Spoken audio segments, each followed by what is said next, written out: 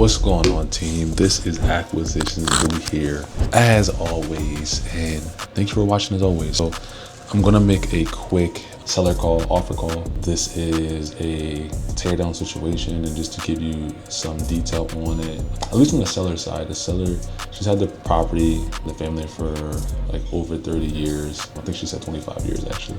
I'm actually gonna show you a quick photo. I spoke to the seller 2 days ago, and it's a total loss.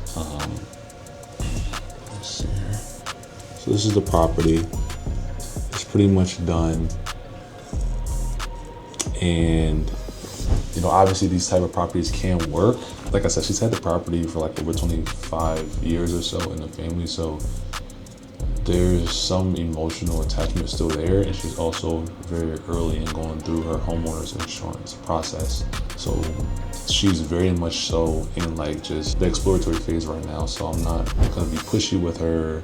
I'm gonna give her the offer and kind of just go from there. This isn't the type of property I would like push for or chase for. Still can make money on this property, still want the property, but based on the phase of where she is, you know, I just want to, my job right now is to really just paint the picture that it's a lot of work, it's a lot of cleanup. There's a brand new home needs to go into this spot. So based on all that, we're basically, I don't even know if I'll say we're land minus demo costs, but that's essentially, I may say it, but that's essentially where we're at. I'm gonna offer her like 20 to 25,000 and try to paint it in a good way, which would basically be like, I'm happy finance approved the offer, because I didn't know if they would based on the condition, but we can take it as is and cover like closing costs and escrow fees and kind of just take the project off of her hands to save her time. So this is the type of lead that is really rarely, depending on if the person doesn't have a tie to the property, it can be a one call close, maybe like once a week or once every other week. But at least in my experiences, typically these are the type of sellers that you have to follow up with maybe like once a week or once every other week, or they disappear for a few months and they come back. So let's make this call. And I did text her just a moment ago. She said she was available. So I do expect her to answer the phone. And if I didn't say it already, this is in Florida. Hello? Hello. Yes. Hey, good morning. How you doing? Okay, how are you? I'm good. I hope you had a good long weekend, at least as best as you could. Yeah, I did. Very good. Well, I appreciate you getting back to me so quickly here. Thank you for sending over the photos that you did have. Pretty much confirm what you had already told me last time we spoke. I think you pretty much had already told me it was pretty much a teardown. So confirm that. So obviously we don't need to get over there and see the property in person. It's clearly like a lot of cleanup involved to kind of like clear it and go ahead and put a new property in there. So I wasn't quite sure if they would approve anything or not, but they did, obviously. So, you know, I guess the bad news is a teardown, but the good news is it is something that you want to do when you think about everything. They did approve an offer, which would be, depending on when you move forward, it would be 20 to 25,000, and we would cover all costs, so you don't have to do any extra cleanup, and there's no cost that come out of that. Let me ask you a question. Do you know if you have like any code violations or like back taxes or anything like that? Oh, no back taxes. Okay. So no code violations, no back tax. Any liens on the property that you know of? Just my mortgage. Just your mortgage. Okay, got it. So that would pretty much then be your net take home at closing. Most likely that would be 25,000. So that's what they could do. Great, thank you so much. Of course. I really appreciate it. Yes. I'll let you know when I come to a decision. Okay, and just so I know, so I can kind of put on my calendar just to keep in mind, what would be a good time for me to follow back up? Like maybe like a week or two? Yeah, maybe 2 weeks. 2 weeks. Okay, I'll put that on the cal. All right. I appreciate your time. All right. Bye-bye. All right, so that was the call. I didn't know what to expect from her reaction, so that wasn't too bad, but I'm gonna follow up with her. I know that she's very early in figuring out what's gonna be happening with insurance. So that's gonna be like kind of like that next piece.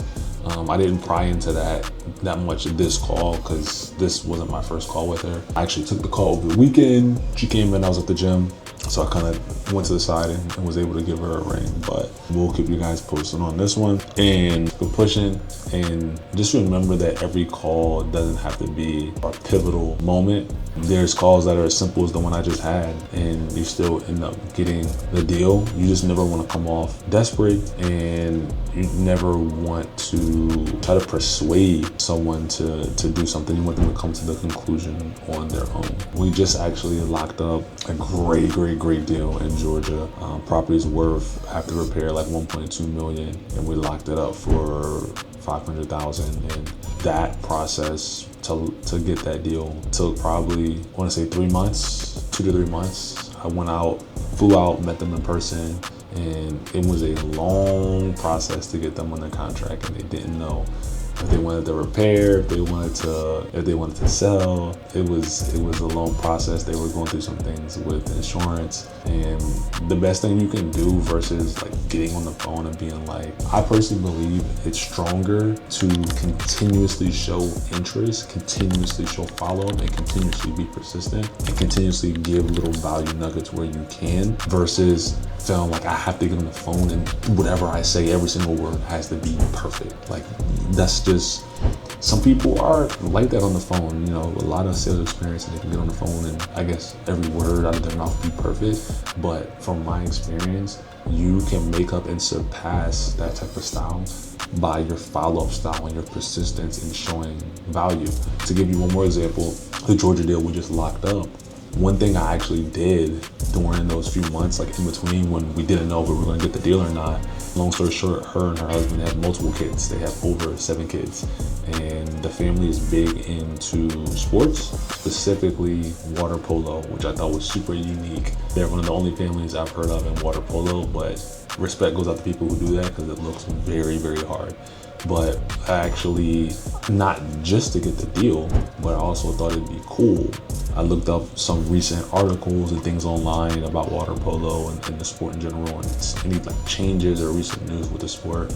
And I found an article that I found was interesting, and I sent it to the client. And you know, she responded that it's a great article. Like, she learned some things from it. She loved it. She appreciated me thinking of her and sending it over. So when you can just give small nuggets like that and just separate yourself and do it with the mindset of you actually like care about the client versus like this is gonna lead to the deal.